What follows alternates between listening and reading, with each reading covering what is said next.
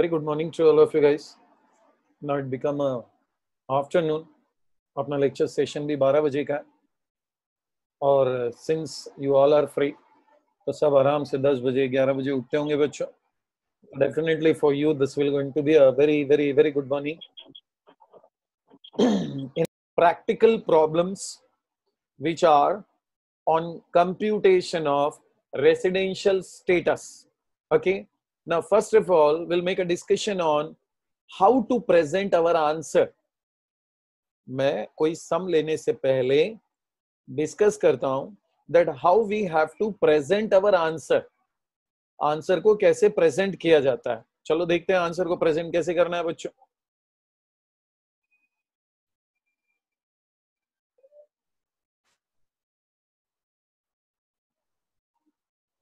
Steps for solving problems. When we'll going to solve a problem on residential status. So these are steps which we have to follow. Step number 1, conditions of individual resident under section 6 subsection 1. सबसे पहले आपको वो 3 paragraph लिखना है which we have dealt in section 6 subsection 1. मैं वो paragraph आपके साथ एक बार डिस्कस कर लेता हूं. वो पैराग्राफ कौन सा था. ये है वो पैराग्राफ बच्चों. 3 पैराग्राफ. इसको रट्टा मारने बोला था. रट्टा in the sense by heart करने को बोला था. Your answer doesn't matters whether it is resident और नॉन रेसिडेंट. आपका सॉल्यूशन में सबसे पहला ये 3 पैराग्राफ होना चाहिए. एक बार रीड करता हूं, ध्यान देना.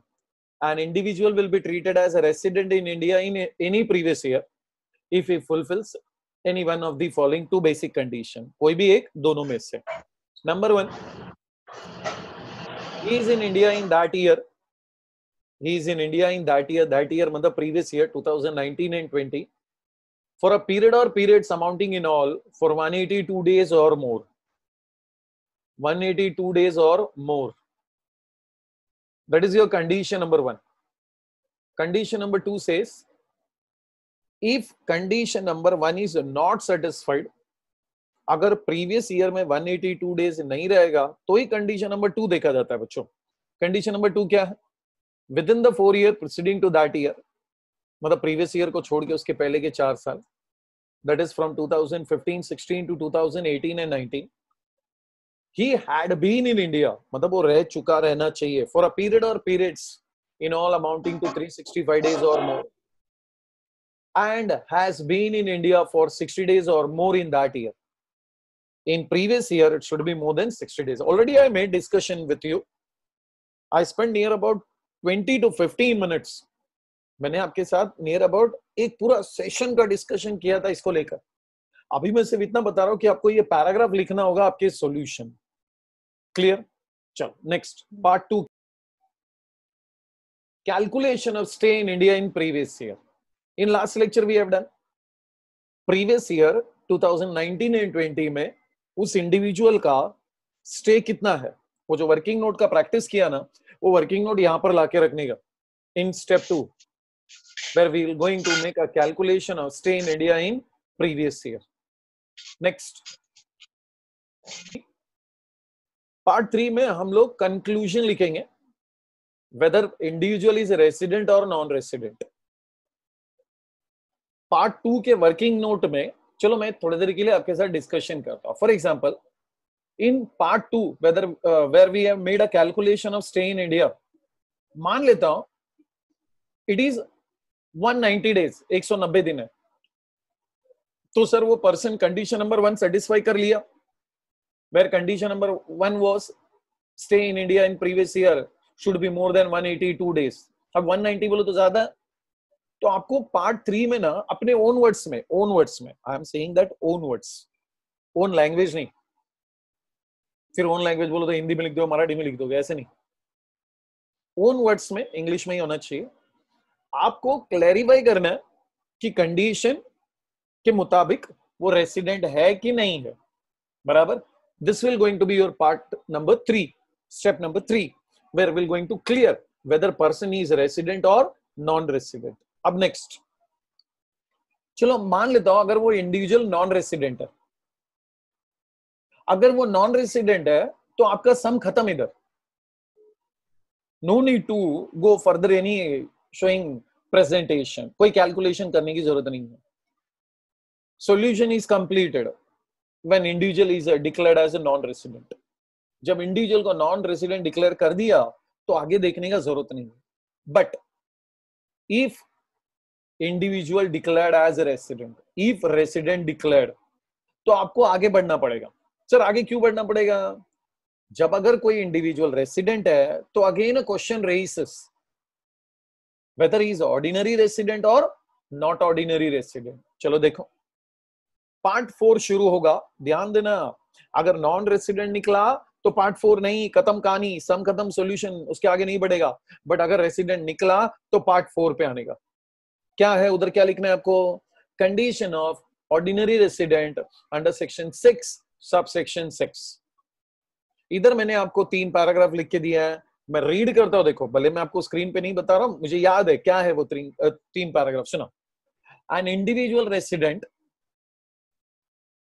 resident will be treated as ordinary resident if he fulfills following both conditions. नीचे दिए गए दोनों condition. Condition number 1, out of 10 years he must be resident for at least 2 years. 10 साल में कम से कम 2 बार रेसिडेंट होना चाहिए. This is condition number 1. Condition number 2, out of 7 years preceding to previous year he had been in India for 730 days or more. 730 दिन या उससे ज्यादा होगा. If both conditions are satisfied, then only जो इंडिविजुअल रेसिडेंट हो चुका है वो ऑर्डिनरी रेसिडेंट होगा. Clear? Step 5, stay of 10 years and 7 years preceding to previous year. अगर सम में स्पेसिफाई किया है कि उसके 10 साल और 7 years, 10 years and 7 years का कोई डिटेल से दिया हुआ है, then in step number 5 you need to prepare a working where we have to clear his stay in 10 and 7 year. कितनी बार रेसिडेंट है वो बताना पड़ता है. जब मैं कोई सम करवाऊंगा तब क्लियर करूंगा कि ये वर्किंग नोट कैसे होता है. एंड लास्ट स्टेप 6 में will going to declare whether he is ordinary resident or not ordinary resident. Step number 6 में हम लोग डिक्लेयर करेंगे, मतलब कंक्लूजन लिखेंगे कि जो रेसिडेंट था वो ऑर्डिनरी रेसिडेंट है या नॉट ऑर्डिनरी रेसिडेंट है. क्लियर? ध्यान देना बच्चों, जब एक फुल लेंथ का सम आएगा तो उसमें आपको ये पूरे 6 पार्ट सॉल्व करने पड़ेंगे. क्वेश्चन होता है कोई 4 या 5 लाइन का. सुनना फिर से, क्वेश्चन होता है कोई 4 या 5 लाइन का. आपका solution near about 2 to 3 pages ले लेता है. आपका सॉल्यूशन बनाने में 2 से 3 पेजेस चले जाते हैं.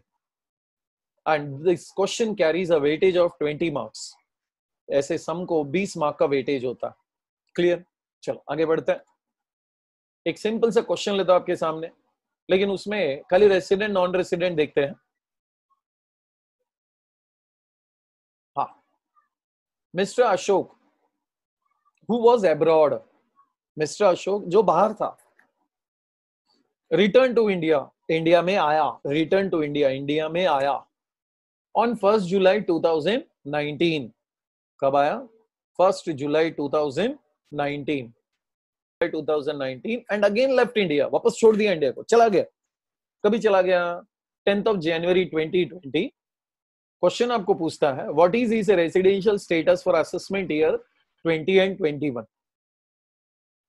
ध्यान देना, इसका सॉल्यूशन का प्रेजेंटेशन कैसा होना चाहिए. लास्ट लेक्चर में we have done practice of only calculation of days in India in previous year.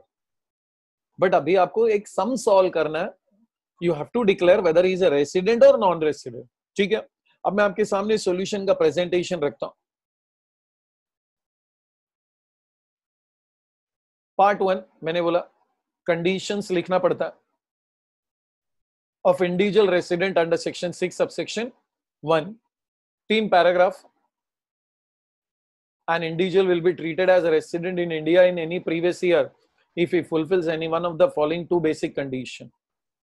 If is in India in that year 1920 for a period or periods amounting in all to 182 days or more. रट्टा मारना है बच्चों, एक भी word इधर उधर मत करना, बाय हार्ट करके रखना है इसको। बी कंडीशन बोलता है विद इन 4 ईयर, 15-16 से लेकर 18-19 के बीच में, प्रीसीडिंग दैट ईयर यानी previous year, he had been in India, मतलब रह चुका रहना चाहिए, for a period or periods in all amounting to 365 days or more and has been in India for 60 days or more.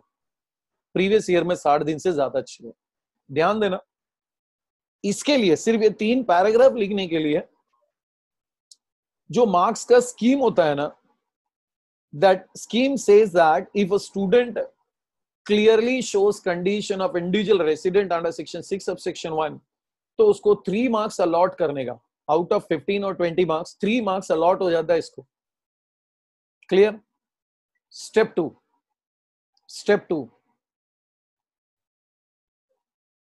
Step 2 में हमको find out करना होता है stay in India in previous year 2019 and 20।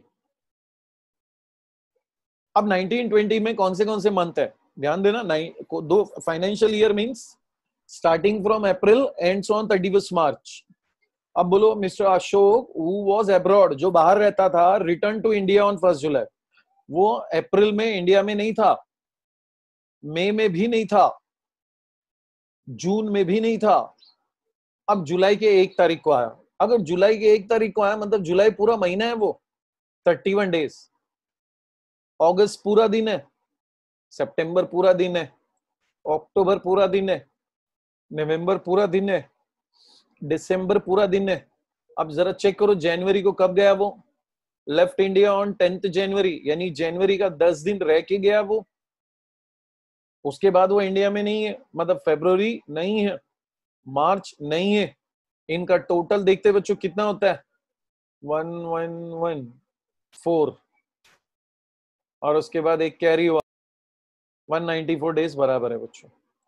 तो जैसे ही step 2 हो जाता है ना, तो आपका माइंड आपको आंसर देना चालू कर देता है। अब देखो ना, कंडीशन नंबर 1 क्या बोल रहा था, 182 से ज्यादा होना चाहिए। स्टे कितना दिन दिख रहा है आपको स्क्रीन पे, 194 डेज दिख रहा है, इसका मतलब उसका स्टे मोर देन 182 डेज है, तो इसको डिक्लेयर करने का कि भाई ये रेसिडेंट है।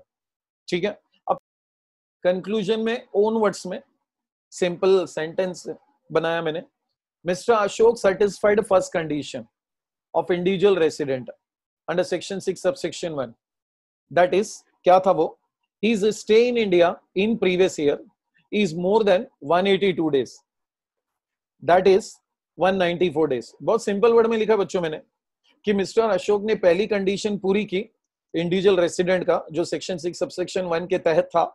क्या था वो कि stay in India in previous year should be more than 184 days. हाँ, वो 182 से ज्यादा है, कितने दिन है वो, 194 डेज है, वहां लिख दिया 194 डेज। ठीक है, नेक्स्ट पैराग्राफ में मैं लिखूंगा final conclusion, therefore mister Ashok will be treated as a resident in India in previous year 2019 and 20 and assessment year 20 and 21। हम क्वेश्चन लिख लेंगे सब लोग, क्वेश्चन लिख लेंगे सब लोग।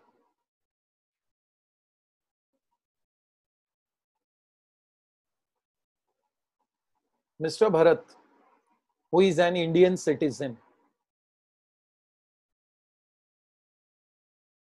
comes on a visit, India में आया है विजिट के लिए,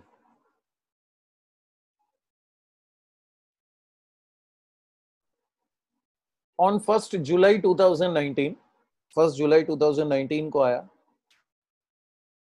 इसका मतलब अप्रैल में जून वो इंडिया में नहीं था। हाँ, ही लेफ्ट इंडिया, इंडिया को छोड़ दिया on 31 December 2019,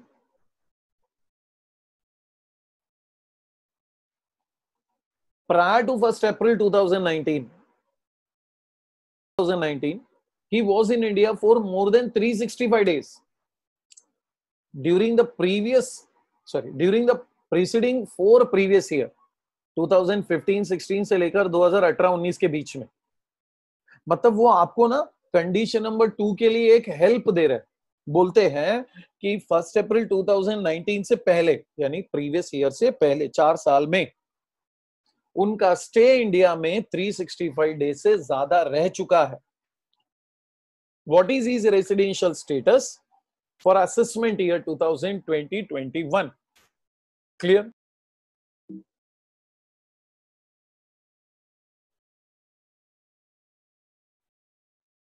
फटाफट ये 3 पैराग्राफ लिखो. Condition of individual resident under section 6 subsection 1. मैंने आपको नोटबुक में भी लिखने को बोला था आपको पहले भी से.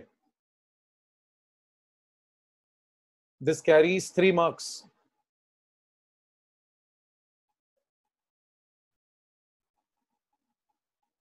Heading though, stay in India in previous year 2019 and 20. Notebook में आपने क्वेश्चन लिख के लिया.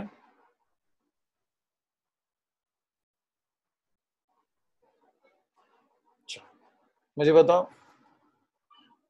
अप्रैल 2019 से लेकर मई 2020 तक काउंटिंग करना है आपको. आप भी साथ में लिखो. बोलो अप्रैल वो इंडिया में आए कब था? 1 जुलाई को आई थिंक. तो अप्रैल नील, मई नील, जून नील, जुलाई 1 को आया क्या? तो टोटल जुलाई का 31 डेज, अगस्त 31, सितंबर 30 डेज, अक्टूबर 31 डेज, नवंबर का 30. अब वो कब जा रहा है देखो. लेफ्ट इंडिया कभी है? दिसंबर 31 को. तो दिसंबर का पूरा 31 दिन वापस आया नहीं है इंडिया में. तो जनवरी नील, फरवरी नील, मार्च नील. इन सबका टोटल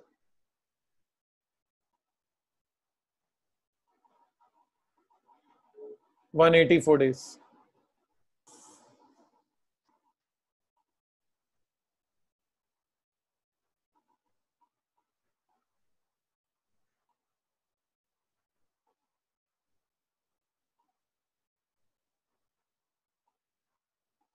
हेडिंग दो पार्ट 3 कंक्लूजन. सेम पैराग्राफ हो जैसा पहला मैंने लिखा वैसे. क्या देखो, mister Bharat satisfied first condition of individual resident under section 6 subsection 1. क्यों? क्योंकि उसका स्टे 182 से ज्यादा है. That is 184 days. Therefore, Mr. Bharat will be treated as a resident. Capital letter में लिखने का रेसिडेंट. कैपिटल जो मेन आंसर है वो कैपिटल लेटर में आना चाहिए. Resident in India in previous year 1920 and assessment year 2021. दोनों लिखने का. प्रीवियस ईयर क्या है और असेसमेंट ईयर क्या है. ठीक है, लिख के लो इसको.